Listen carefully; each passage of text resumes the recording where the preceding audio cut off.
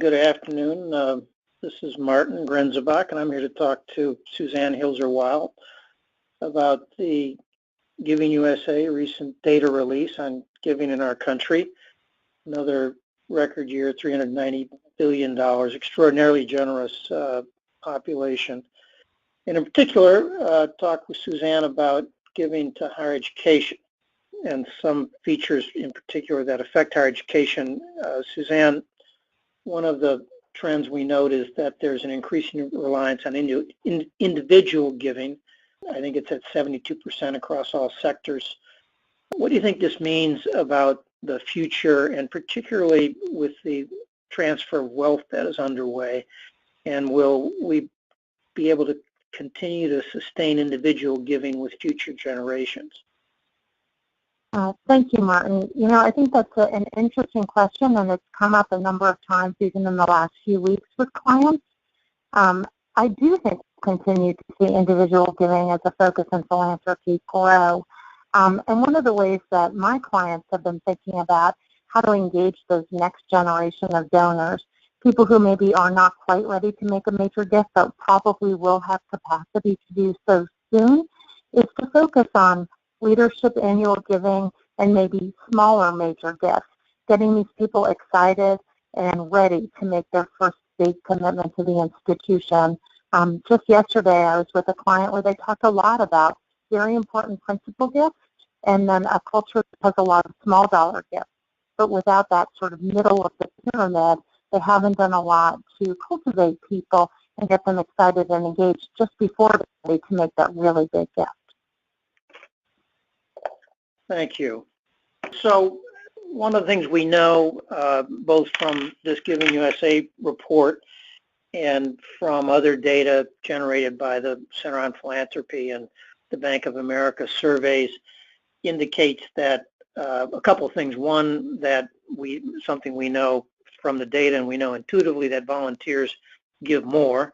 We're not sure that's because they volunteer, because they give, but nonetheless, those who volunteer give more. And secondly, that people are volunteering in greater numbers. And the question for you, Suzanne, is what are the ramifications of that truth for our clients? I think it represents both an opportunity, but also perhaps a challenge for them. Thanks, Martin. And you and I have talked about this with some of the clients that we've worked with together. Often we'll hear from a president or a vice president. They've seen this data. They know it's important, but volunteers are time-consuming. It takes a lot of time and effort to really provide meaningful volunteer opportunities. I think the institutions that have done this really well would say that, yes, in fact, it does take a lot of time and effort, but in fact, the return on investment for those clients is huge, exponentially.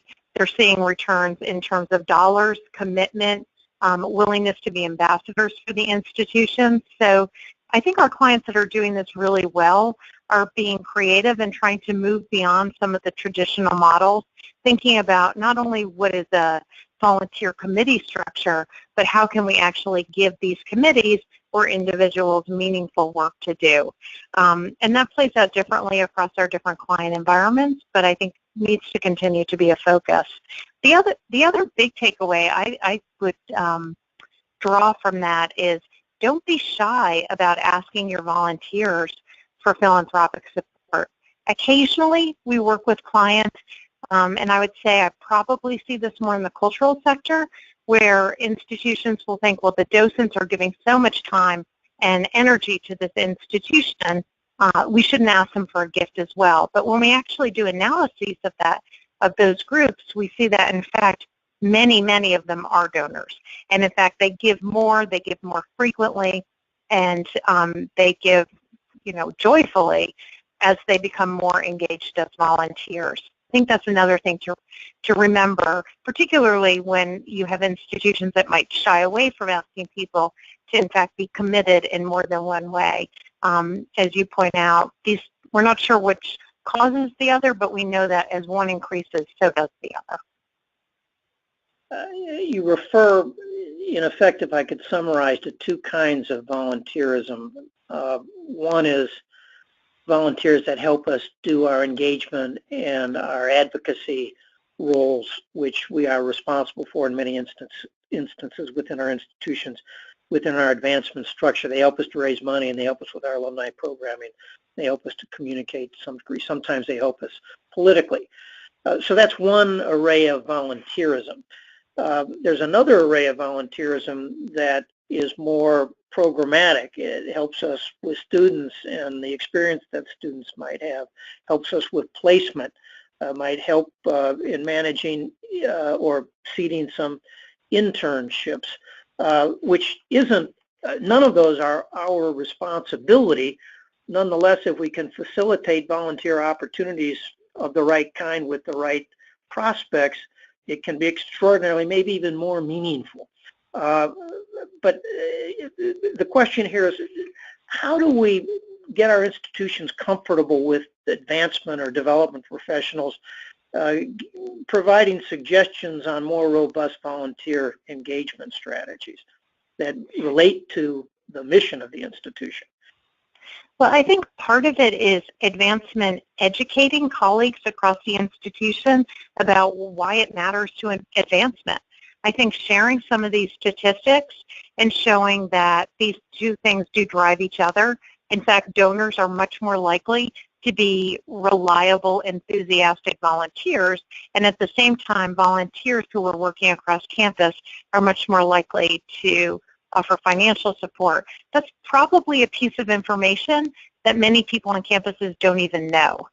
So I think that's one thing. The other thing is, and we hear this from our advancement colleagues, that when things don't go well in those campus engagements, advancement is often the place that people go to talk about it. So they can provide really great feedback, not only on how these programs are being experienced by the volunteers, but in fact, what kind of ways would volunteers like to, alumni, parents, friends, like to interact with the institutions.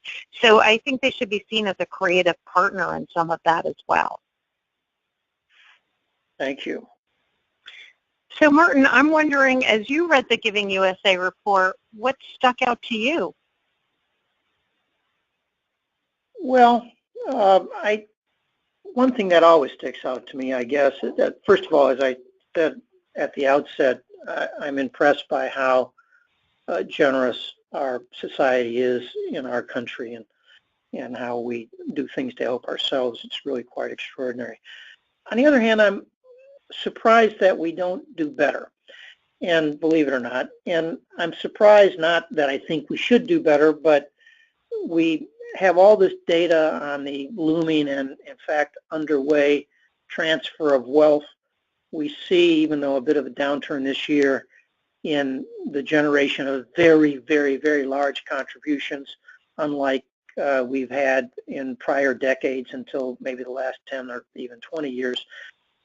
We see very significant individual leadership in terms of the giving pledge, and billionaires and centimillionaires standing up and saying that I'm going to give away half of my net worth, and not only doing that, but setting a trend for doing that, that hopefully will be copied by those who don't have quite those amounts. And one wonders why we don't see an acceleration in the number that's greater than the modest growth that we see year after year. I don't know how to explain it, is what I'm saying, but one has the sense we're in a very good time for philanthropy based upon our client results and the results of the campaigns that they have underway, and yet we don't see the overall data ticking up at a more dramatic rate. It surprises me. What's your thought? Yeah, I agree. I find it interesting too, because it seems to really kind of just mirror what you would expect a sort of normal annual increase might be. There's nothing really extraordinary there. It seems counterintuitive, especially when we look at some of the extraordinary giving stories that came out in our country, particularly in the last few months of the year, when institutions that were maybe more political or tied to social issues experienced a huge upswing in contributions and yet you don't really see that reflected in overall growth. I find that interesting as well, and it'll be very interesting to look at 10-year trend looks like on that. Yeah, I think that in terms of the use of the data for our clients, other than some insights they can get from it, it continues to, of course, tell the story that individuals are the backbone of philanthropy in this country, and that even in education, probably the greatest growth segment is going to be individuals. Though in education, particularly large research universities, about half of their productivity is typically from individuals. And it's encouraging that that is growing, not at a dramatic rate, but it is growing as a share of the pie. Martin, thank you so much for this discussion today. It's been very interesting. Well, thank you, Suzanne.